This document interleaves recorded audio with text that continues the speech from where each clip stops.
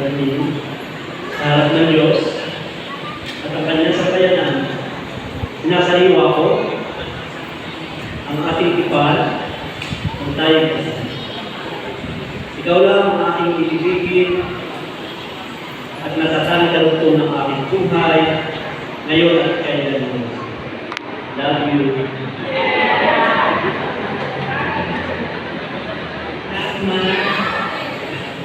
sa anak ng Diyos, ang kanyang sambayanan, sinasariwa ko ang aking tipal ng tayong kasal. Ikaw lang ang aking ibibigin. Natatanging karugtong ng aking buhay ngayon at kailanman. And love you so much.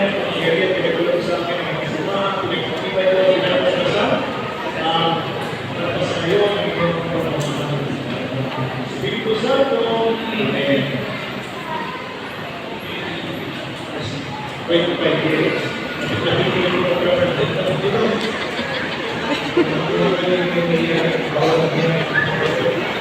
Okay? So, bilang pamagi na mag-asawa sa isa-isa, at ang mag-asawa sa mga